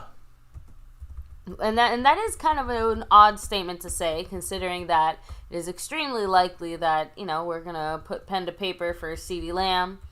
And maybe even 1 more, right? Respectively. We'll see. I'm just saying, like, Micah, extension-wise. I'm just saying, CD is the only one that I feel like is, to me, like I don't want to say the guarantee, must but be he's done. going to get done, for sure. Outside of that, I feel like everything else. Only if CD wants it done. The Cowboys, just clowning it up in a different direction. So those words scare me. But we'll see. We'll see. Maybe they will prove me wrong. I hope they do. So, anyway. Is that all the comments you got? All right, we'll keep it moving. No, it's not all the comments. I just, let me keep going here. Like one or two more. Jay Duncan said, the front office is drinking a lot of whiskey. Matt Batten said, got time to make money, but not help the team. The Joneses care about money, not winning. It's sad. Yeah, I mean, you'd figure that if you associate Super Bowls and being not just good, like we're good, but being a top team constantly, being a team that goes farther in the playoffs, a team that goes to the Super Bowl once in a while, wins the Super Bowl once. You got that. You're still gonna make a lot of money, but instead of $10 billion, you might be at $12 billion. Jerry, doesn't he see that winning equates to more money, more is merchandise? He can raise his prices even more. Like this motherfucker don't. That's business. And business to him is just staying in the news. That makes enough money for him. So, let me see. Oh, cracking me up. What's up, Darren? Much love to you. Oh, cool. Said if it's a rebuild, cool. When Jerry dies any day now, no tears shed. Yeah, well, if it's a rebuild, it's going to be worse with Stephen Jones. That's my fear. So, and Stephen Jones already got a little grubby hands involved in this thing. So anyways, as I speak on this, baby, I want to bring up Eric Kendricks. One of the few, again, we talked about the guys they signed. We have one external free agent, and there he is, Eric Kendricks. He changed his mind to come to Dallas to sign instead of the Niners, which we love here. Of course, that's kind of funny there. He said he was on Bussing with the Boys the other day. He said, quote, honestly, it was a crazy process. I feel like everything kind of happened quickly. And then, of course, he went from the Niners to the Cowboys because of Zimmer. Zimmer was allowed to call him finally. And when he made the call, they got things working towards a deal. Kendricks signed a one-year deal worth up to $3.5 million. So just so we get to, we got a little intro there about the situation. Everything was crazy. The deal went through really quickly. What was other reasons? I know I talked about the Mike linebacker versus Will linebacker, but give me the full reason from him. Why he chose the Cowboys? We know it's Zimmer too, but what were the reasons why he chose the Cowboys over the Niners for basically the same deal? So, I know a former offensive lineman, Taylor Lewin, said, a good reason could be, of course, no state income tax. So congrats on more money. Yeah, so again, he didn't say that, of course, Kendricks, but I do think that plays into almost every more than the star is the state income tax that they don't have. So that definitely saves you $1 million or $2 million if you get a big contract, right? So it might have saved him $500,000 or $300,000. So, but Kendricks himself did say that first being able to play two reasons, with right? Mike Zimmer, yep, is one of the main reasons, right? Obviously, he played for him the first 7 years of his career. So adding in there, quote, I know the playbook. I played in his system for 7 years. And it just felt right when I made the decision. Remember, he was also with the Vikings. He had an all-pro season with Zimmer. For Kendricks had an all-pro season in 2019. He had 110 tackles that year and 12 passes broken up. So he was, he played perfectly, beautifully at middle linebacker. But, again, it wasn't just the playbook, though. It wasn't just Zimmer's playbook. It's about the place he played on the defense in that playbook, right?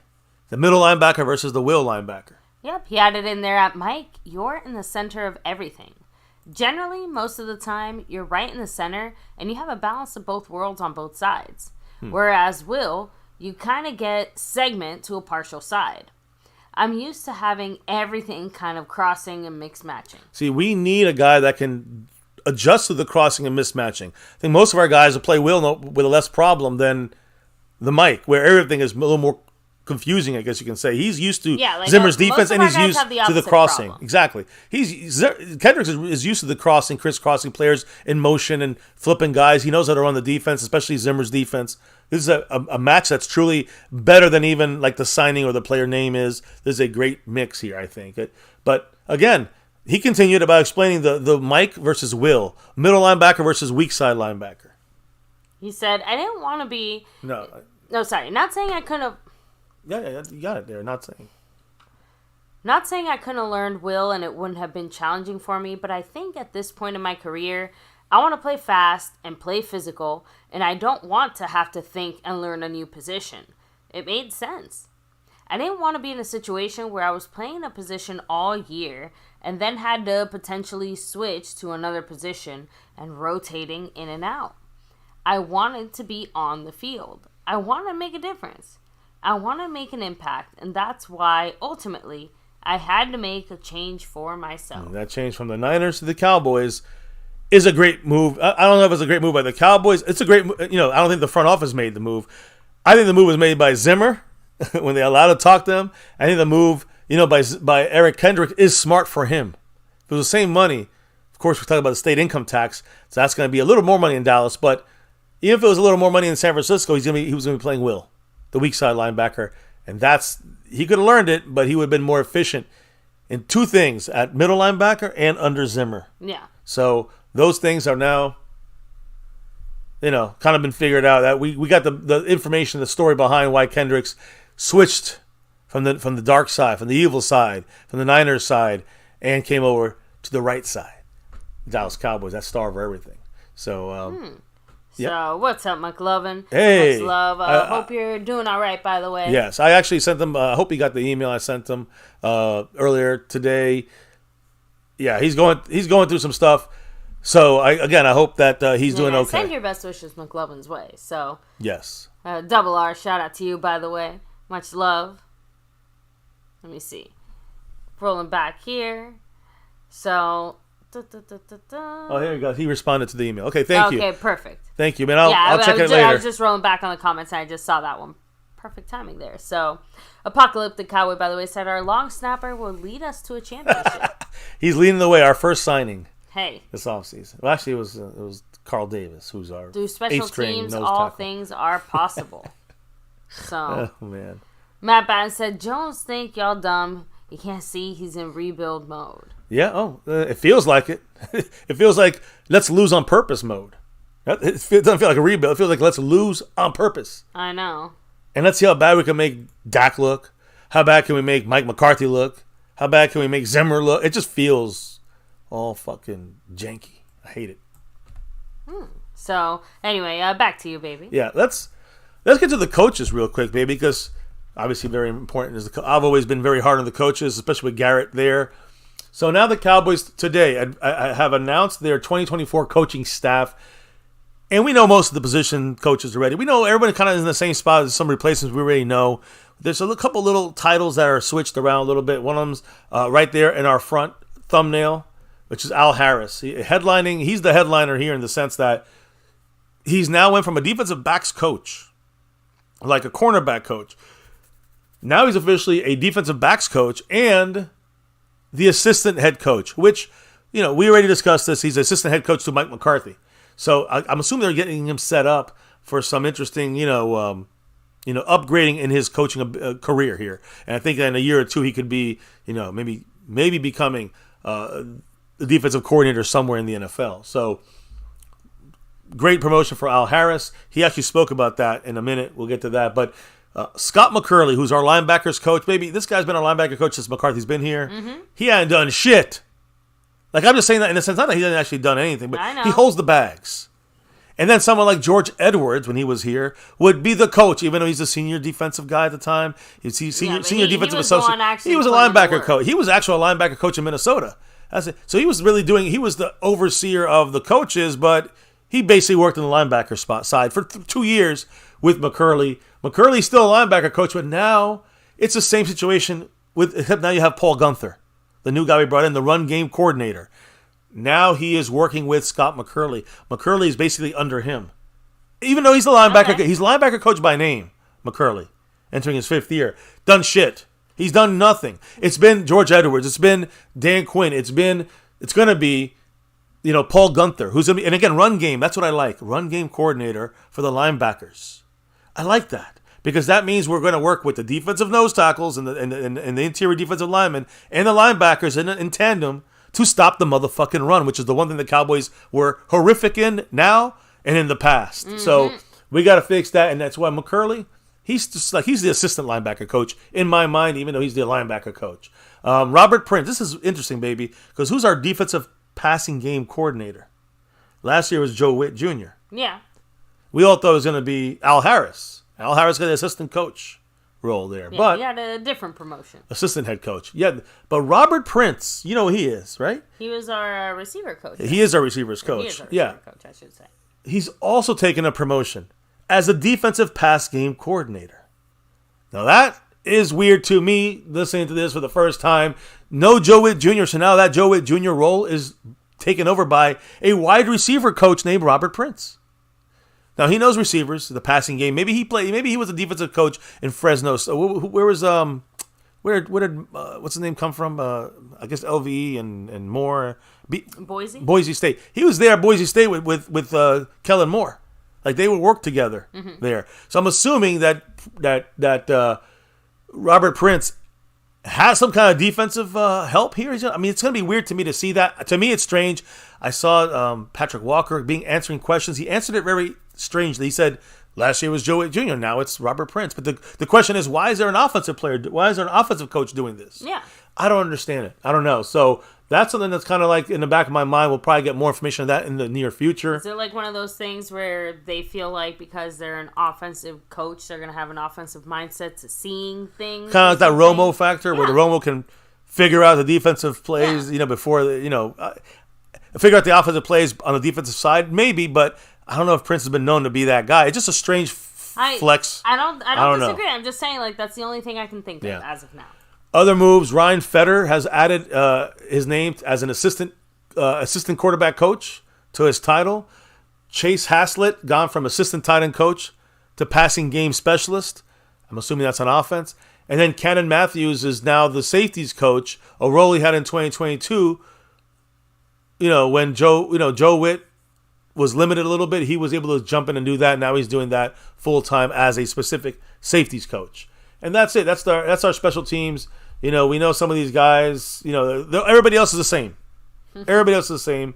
Of course, Zimmer's the defensive coordinator, and we know all the rest. So the big change was the move to assistant head coach, which we knew a couple days ago, and you can see it in our thumbnail. The man right here in the middle, pointing to himself, Al Harris.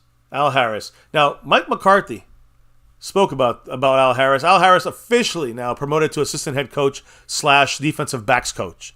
So it's interesting that kind of, to me, it's almost like Al Harris is like McCarthy's right-hand man for the defense.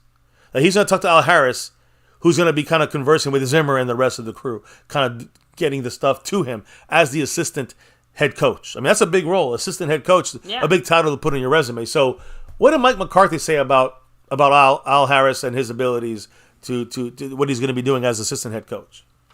Al has been such an impactful member of our coaching staff and team. I'm looking forward to his leadership in this expanded role. He's a highly effective mentor and motivator, and our entire team will benefit from him taking this elevated step. Al's dedication, teamwork, understanding of the game, and experience in developing the unique dynamics necessary to support a championship locker room are all part of his special fit for this.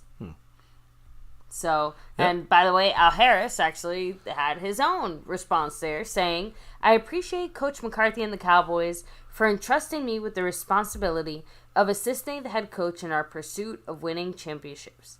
We have a strong and talented group that is capable of achieving our goals, and I will dedicate my time, energy, and expertise to help this team succeed by contributing in any way possible. I'm grateful for the opportunity to continue what we began in 2020. There you go. So that's the update on the coaching staff. Al Harris, big promotion there for him. Now, coaches, they're all over the place, the United States, looking at all these pro days for these colleges, for these players coming out. And I'll quickly take a little dip into I guess you could say into the draft side of things. International Player Pathway, the IPP. Yeah, you know me. The IPPP Pro Day lands again in Atlanta today, actually. Or sorry, today. And there are some names that the Cowboys are actually looking at, and they're mainly offensive linemen or receivers / running backs. Offensive lineman Sam Orji, that's his name. Okay. He's 6'6", 251 pounds, so kind of thin, but offensive lineman. Another offensive lineman, Braylon Matos, 6'8", 290 pounds. Another offensive lineman, George Smith, 6'9", 287. Those are brick walls, but okay. I heard about George Smith, supposedly the one the Cowboys like the most, and he's very fast too, I think. So surprisingly fast at 6'9", 287. But again, offensive line, you have to be probably a little more muscle in there. Depends, I guess, if he's a tackle or what. But anyways, wide receiver, Perez Olatoke. He's 6'2", 205, a wide receiver. And then you have a wide receiver running back combo guy here. Interesting. Louis Rees Zamet, who's 6'3", 194. Those are their guys. Those are the 5 guys the Cowboys are kind of looking for the International Player Pathway Program. And they had their pro day today. So keep that in mind. There were Cowboy coaches there. Now, there was a specific Cowboy coach at Alabama's pro day. Don't mess around with Alabama. Alabama, they got players every year. And, of course, our main guy, the guy who was supposed to be back in at the Star working on things with Zimmer, must have worked out things with Zimmer. Because Mike McCarthy was at Alabama's pro day today. Yeah. Which, again, was not the expectation of seeing our head coach being at any pro day. Yeah, I was going to say, I think last we heard, they had put out the word that he probably wasn't going to attend anything. Yeah, I mean, we know about the Combine, but we thought pro days was a similar note. He must be a little more caught up with Zimmer, and he's able to go out there. Obviously, he's going to be attending some of these pro days. I'm going to take that as a slightly positive sign, but... So, who are the Cowboys looking at? I know Madman asked me about a comment, on my short about, seeing McCarthy actually there with the whole press pass and everything. There's a bunch of guys the Cowboys might be looking at. Offensive tackle J.C. Latham, which is a guy I'm going to talk about in a minute. Keep him in mind, J.C. Latham. He's a guy that I heard got on the Combine did not do that well. So I don't know the Cowboys, but they definitely like him. Cornerback Terrion Arnold, who was one of the faster guys today. Cornerback Kool-Aid McKinstry, who some people have mocked to him, but to the Cowboys, but Cowboys never even talked to him yet. So I don't know. Edge rusher Dallas Turner, edge rusher Chris Braswell, wide receiver Jermaine Burton, running back Jace McLennan, defensive tackle. How about defensive tackle later in the draft? Justin Ebogami. I'm not saying his name right, but he's defensive tackle for Alabama. All these 8, 9, 10 guys. I'm not saying they're all, but the Cowboys do definitely have some guys they have some real interest in Alabama today. So Mike McCarthy there. A couple other coaches. There was also another pro day going down in Texas at the Texas Longhorns facility there. Okay. Texas Pro Day, where the Cowboys had not Mike McCarthy, but the offensive coordinator by name Brian Shanahan. There we go. I was just about to ask you if it was a divide and conquer type of situation. Brian Shanahan was at the Texas Pro Day, and there were also various scouts that were representing the Cowboys at Texas Pro Day today. Of course, being in Texas, probably why. The guys that I'm looking at from this group, defensive tackle Byron Murphy, the third, again, the second, who if he's there, he's probably even better. I mean, he's like you're replacing Osa right there with him. But you got Byron Murphy the second. The guy I like in the second or third round, Tavondre Sweat at defensive tackle. You got wide receiver Xavier Worthy, the fastest man in the Combine history. Wide receiver Adonai Mitchell, who also extremely fast. Running back, who the Cowboys have spoken with, Jonathan Brooks. I'll talk more about him in a minute. He couldn't participate today. He's injured. Linebacker Jalen Ford. Wide receiver Jordan Whittington. All these guys are the draft-eligible guys that were at the Combine, at the Pro Day. And they weren't necessarily all doing stuff, but they were at the Pro Day. And I want to specify a running back, Texas running back Jonathan Brooks. We keep talking about him. And he, of course, is still rehabbing that torn ACL that he suffered in November. But again, like we've talked about in the past, he's expected to be ready, whichever team takes him next month. He's expected to be ready for training camp, to participate in training camp. Now, I know November, you count the months and all that shit, and you get to July and August. There's no way Jonathan Brooks is going to be ready to go out there on that field and test that torn ACL with all the confidence that he had, before he tore it. There's no way he's going to be ready to go. So, obviously, I think that's just a big risk if we draft someone like Jonathan Brooks at running back. Unless it's like 4th round or something. All right, then 5th round, we can deal with that, but he will be gone before then. So, he was rehabbing, right? He of course wasn't doing any of the drills. But remember this one thing about Jonathan Brooks. The surgery was done by the Cowboys team doctor. So again, every team could get the health check on him. Every team can get the notes. Okay. But our doctor knows knows the intricacies about his rehab and recovery. So keep that in mind as well. We know a little more about him than others. And the Cowboys definitely like Jonathan Brooks. They would be willing to take this guy. So we'll see what happens. They obviously feel confident in whatever feedback they probably got from the medical staff that they obviously trust. Yep. And also, when you look at who was there, Schottenheimer. It was also announced today that Jonathan Brooks told people that he already has a 30 visit scheduled with the Dallas Cowboys. That's major. We have 2 linebackers scheduled and a running back, Jonathan Brooks. So he remains on track to his recovery, expected to be cleared in time for training camp. Expected. And then what? Rush him back out there?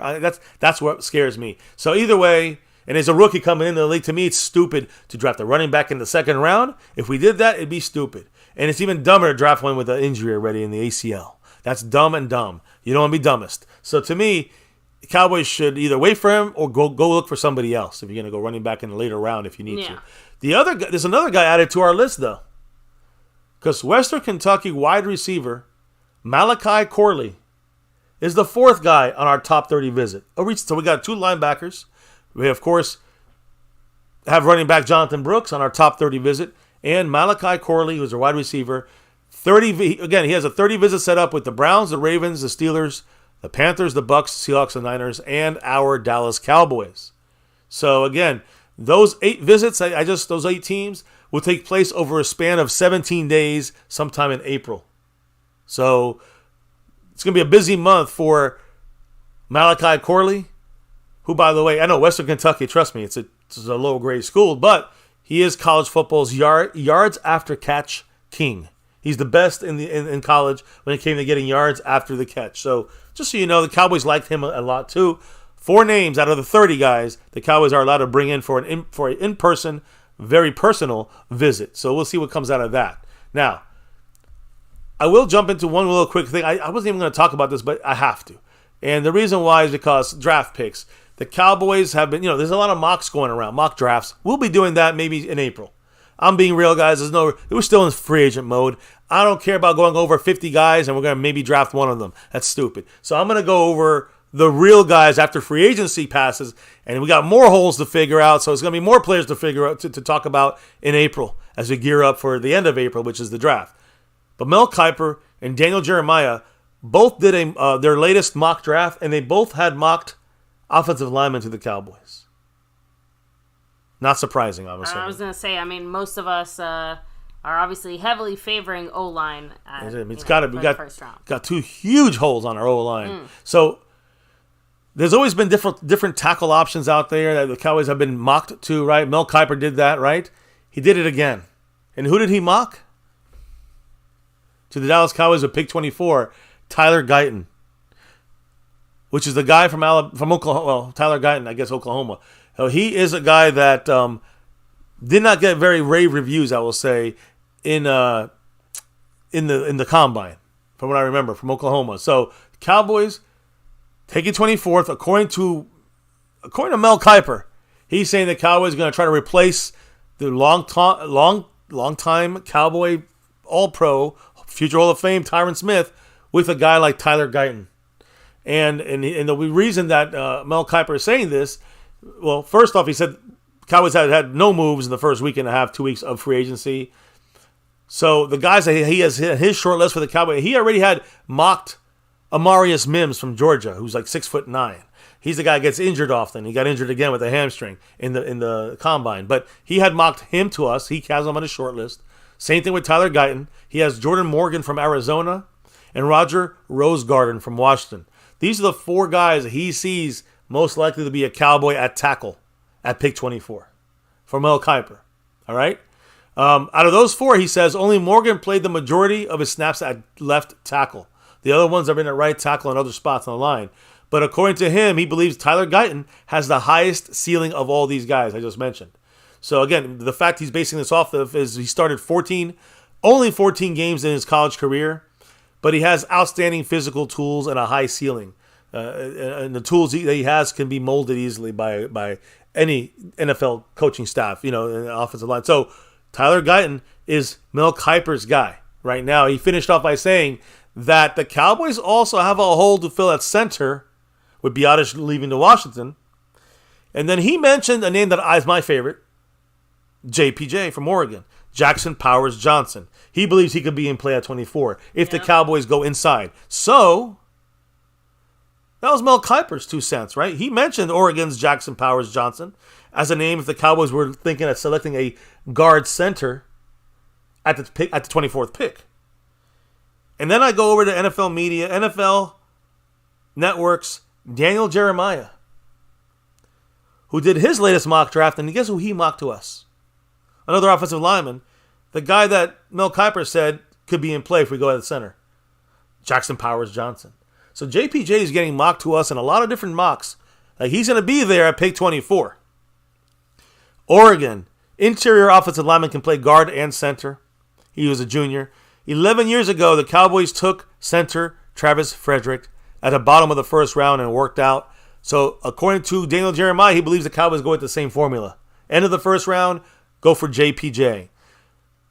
And he brings up this Travis Frederick. Jeremiah brings up the Travis Frederick selection, which involved a trade down. So maybe the Cowboys can trade down as well. I would rather trade down if it was me. At that trade, we got Travis Frederick.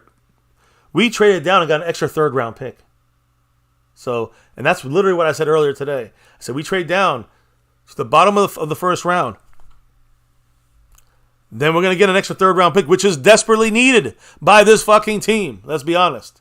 So, that time we moved down 13 spots. I mean, we moved back 13 spots. We're in the second round. So, I doubt we go back that low. Maybe we get a later third-round pick. Maybe we get a fourth-round pick. Hey, look, we have no fourth-rounders. So, that's an option for the Cowboys. We go back 6 spots or 5 spots. We get our guy still and pick up an extra third or fourth-rounder. That's the best move we can make, in my opinion. But, again, Jeremiah says there's not much room to trade down and do the exact Frederick move because there's not enough spots to move down to get the extra third-rounder, the extra third-round pick. But just some thoughts, some names about what we're going to do at that center position. If we go JPJ, he's our starter. But, baby, I need you to tell me, do you know where starter is right now at center? Shit, no, I Of course, can't you remember. don't remember. It's on our thumbnail. Right there. Number 67 with the paint all over his face. Hoffman, Brock right? Hoffman. Yes. Brock Hoffman. We talked about Kendricks, talked about Hankins and Al Harris and McCarthy and everybody, but we didn't talk about Brock Hoffman yet. We talked about center. Number 67 right there on your screen is our starting center. So, again, guys, he was just, I think yesterday, he was participating in the Cowboys' first ever STEM event for local boys and girls clubs, for students at the Star, where he ran basically a station teaching kids how to properly snap the football. Nice. So that's what he was doing there, helping out at the Star. Cowboys' first time doing this thing, but Brock Hoffman was interviewed at this event. And he is our starting center right now. He was undrafted last year, wasn't on the practice squad until we had to elevate him up. Now he may be our starter without Tyler Biadasz at all in the house. So, baby, what did he say about this event? And what did he say about his thoughts about taking over as a center, starting center for the Dallas Cowboys? Saying, quote, "My mom was always a school teacher, so it's about being an inspiration for kids to stay in school, get that education, something that someone can't take away from you. It was cool for it to be my first time really in Dallas to get back to the community, so I couldn't really pass up that opportunity." Remember, guys, that's where he was doing that STEM, event for Boys and Girls Club. So, that's what he was talking about there. Then he started talking about his mind. Where is it? On that center position, that starting center position with Biadasz gone. What is his thoughts? He said, "It's on my mind every day right now, to be honest with you. I'm training like I'm ready to be that guy. I'm humbled. I've done everything that I've had to do. I've faced some adversity, being cut off the practice squad. I feel like that's all led to this moment. And I'm ready to do what I need to do to help this team win a championship. It's been tough, man. We are starter and backup, but we are really close. He's talking about Biadasz there. Obviously, he signed a really nice deal, but it's tough for him. He's leaving Dallas, a place that's been home for 4 years now. I know he's excited to get there and start a new journey, but a lot of credit for my growth during the season goes to him being there and being able to push each other. I'm just so thankful that I got those 2 starts. I feel like I made tremendous improvements from the end of camp to the end of the season. For me, it's just building on that. I'm ready to be that guy. I'm doing everything that I can to show the coaches and show the organization that I'm ready to go. And that's number 67, Brock Hoffman's 2 cents on his thoughts where he's at right now as possibly being the starting center for the Cowboys. If we draft an offensive tackle, then and we don't pick up any centers in free agency, then Brock Hoffman is our starter for 2024.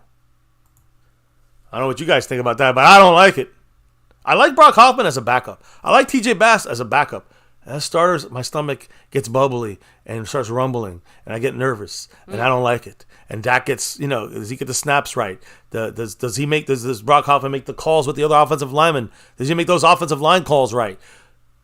Where's his weaknesses? Because he's going to have some. He was undrafted for a reason, even if he's better than he was when he was first undrafted with the Cowboys last year. So, to me, there's so many different questions, and you're going to throw him in the mix.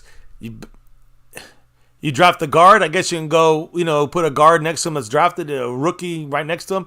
You leave Tyler Smith there. You have Zach Martin on the other side. At least you have a little more help. But then who you put a tackle? When you got drafted, you draft a tackle, right? So Brock Hoffman might be our starting center if we draft the tackle.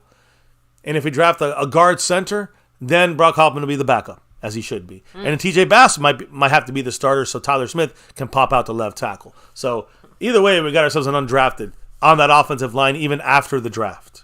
That's what scares the fuck out of me.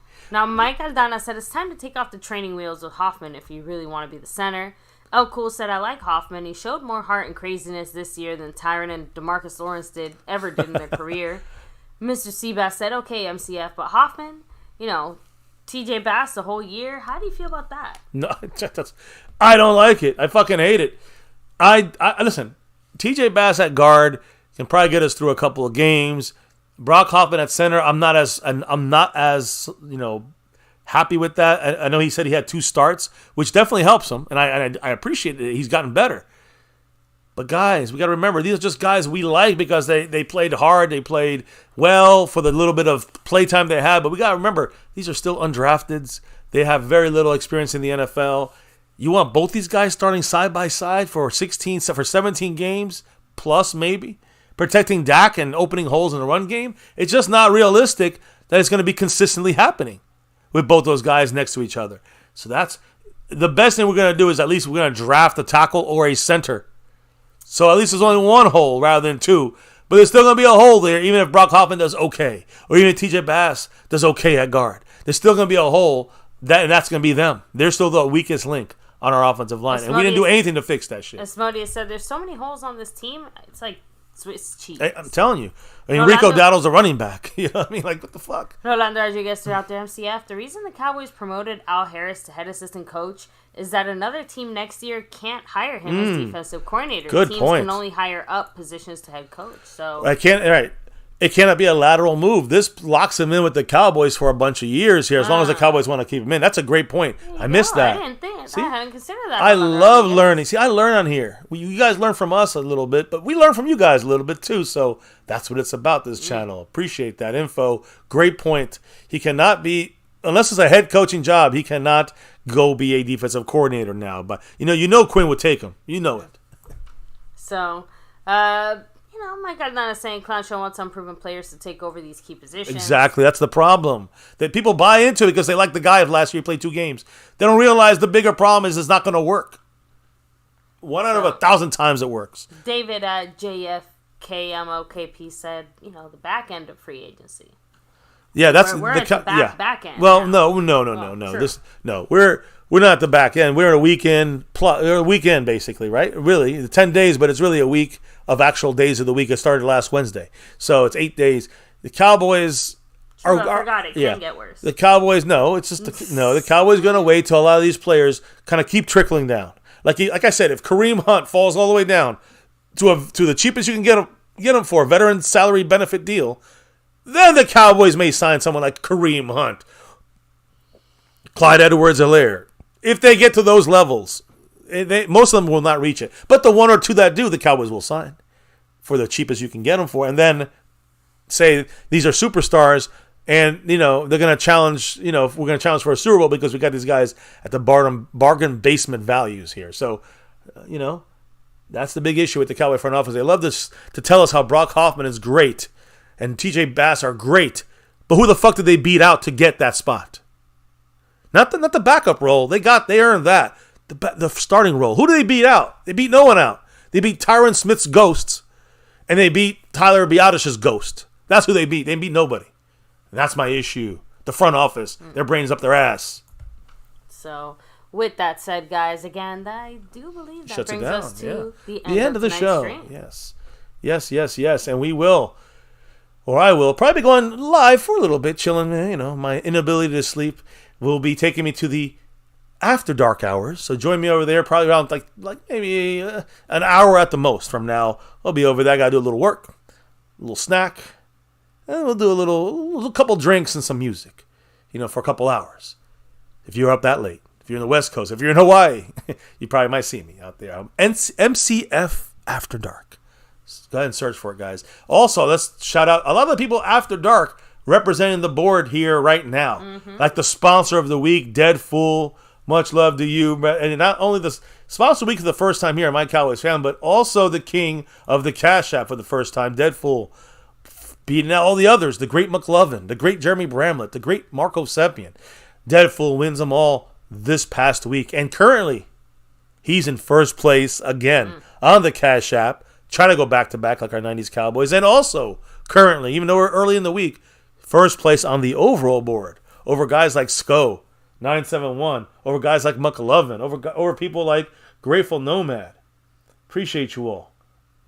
And go Cowboys. But yeah, so that's Dead Fool's ripping it up there. Mark Hovsepian, just a little under the halfway point, 48 points on the Stream Boss. And Jason Renfro, the king, the leader, the champion of the gifting membership board. Much love. One of the best ways of giving back to this community, to this channel, the gifting memberships. Which, by the way, nobody has gifted a membership yet. So there's no leader right now trying to take that crown from Jason Renfro. We'll see what happens. Maybe Jason might want to go back-to-back. We shall see. Either way, Dead Fool inside track on the Cash App and the overall board here after, 3 days of Cowboy news, info, and discussions, and some After Dark fun as well. So, just wanted to shout everybody out on that side of things. Also, shout out those that dropped the love from above, whether it was on After Dark or tonight. Sco971, Jason Renfro, McLovin, Gloria, Marissa, Grateful Nomad, Skeptical Fan, IB Thunder, Queenie, Dead Fool, Dwayne Broussard, Frame Rippers, Calvin Richard, and Stanley Smith. Thank you all for the love from above the last 2 days. Cannot do this without your guys' love and support, and do this channel and the After Dark channel without that love and support as well. So, baby, as we're wrapping up here, why don't you let people know who's in the house with us as we say the good nights and the final shout-outs. Matt Batten, El Cool, Brandon J, David, with Asmodeus, much love, Rolando Rodriguez, the man Seabass himself. We have, let me see. Rolling back, Bad Intentions. Mr. LC, I don't know if you're still here, but Mr. MCF already let you know After Dark will probably be happening closer to an hour from now. Either me or I might even stop by LC's and say hi there, yeah. Maybe in the meantime, we'll see. Asmodeus in the house. I see Apocalyptic Cowboy. Burned Bar, of course. Double R. Much love. Stephen White. McLovin. Let's see. And Brandon, if the Giants want to get Zeke, they can have Zeke. I'm just saying. Hey, that's fine. Yeah. Let me see. At least on my side, that's as far back as I can go. So, with that said, guys, again, everybody here, thank you so much for chilling with us, hanging with us. Have a great night. Yeah, baby, tell them why we do this crazy thing we do here almost every single night of the year for almost 7 years. Why do we do this, baby? I think it's that navy blue. Oh, I know it. That silver, too. For sure. And that star over Everything. You know it. Guys, thank you for repping it and rocking it with us here on MCF, where it's win, lose, or draw, good, bad, or ugly. On here, on this channel, we always rep that star of everything. And here, on July 1st of 2024, it'll be officially 7 years on YouTube, and then we're entering our 8th year, Infinity style. Much love to everybody that's been following us for that long. Here on My Cowboys Family, never forget the number one thing here, now, and forever. As always, go Cowboys. Let's get that 6 and beyond. Appreciate everybody in the house here. I see you, Jason Renfro. Go Cowboys in the house. He's our gifting champion, which right now there is nobody there on the leaderboard this week. So much love to Jason, Matt Batten, everybody, El Cool, Rolando, David, Brandon, everybody in the house. Everybody who dropped the love. Everybody was on the After Dark sessions as well. And we'll see you all back here. It looks like another one tomorrow. We know we might have a move on free agency. We have 4 guys left of our own, so we'll see if that anything changes there. They go anywhere. And, of course, do we bring somebody in? We'll see. Guys, thank you for dropping your knowledge in the chat literally all night long. I see you, IB Thunder in the house. IB Thunder on the board up there as well. And I think in a tie with Stanley Smith at the moment. Thank you guys for joining us, rocking with us. You could be anywhere. You're here chilling, listening to some Cowboy news, info, and discussions. So I appreciate your 2 cents on our Cowboys in the chat. Also, can't do this without your drops of love from above. So truly humbled and appreciative of your love and support for the channel through whatever means you guys do it through. Cash App, PayPals, all that, or membership gifting, membership joining, super chats, and on and on. So thank you guys on that side as well. On that note, before we go to like maybe After Dark or LC or something, we'll see. But either way, I might just go After Dark for a little bit, just listen to some music. Either way, guys, check us out then. We'll be back tomorrow with another one here on MCF. And baby, as we drop out and clock out for the night and relock and reload for a new show tomorrow. Tell everybody what we got to do on here before we drop out tonight for the night. We got to drop the beat. Oh, yeah. Oh, yeah. That beat's been dropped, but it ain't stopping. Thank you all for stopping by, hitting that like, hitting subscribe, and all that good stuff. As we wrap up a full day of news, info, and updates. Another wrap-up here on MCF for Cowboys Chat. Oh, yeah. We went through it all and more and beyond, as we always do. Hope you guys, if you watch on the replays here, someone's watching on the replay, make sure you hit that like and make sure you comment down below as well if you haven't subscribed already. Speaking of, here in MCF, never forget, the number one thing here at My Cowboys Family, the navy blue silver twin star for everything, and never ever forget the number one thing here at My Cowboys Family. Much love to all you guys in the house. We wouldn't have anything without you guys chilling and watching with us. So thank you all stopping by, hitting that like button for the stream. It improves the analytics. So please do that. Make sure you subscribe to the channel if you haven't yet. 34.3K family members. Over 34,000 family members, subscribers. Thank you all. And of course, hit that notification bell to move it to all videos so you know when we're going live on the nightly. You can also follow us on all over social media at My Cowboys Family. You got Discord. You can check out the information in our description. Got all the rest of that in there. Thank you all for rocking with us again. Stay safe. Much love. See some of you guys on the After Dark session. And the rest of you tomorrow. Peace. And never ever forget.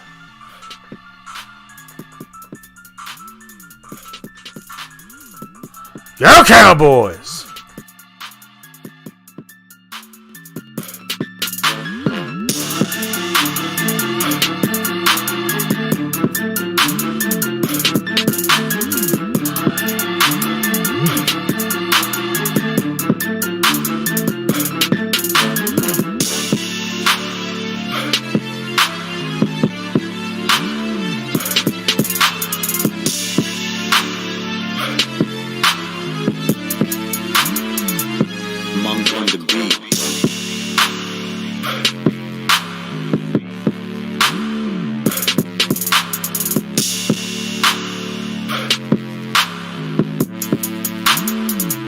Monk on the beat.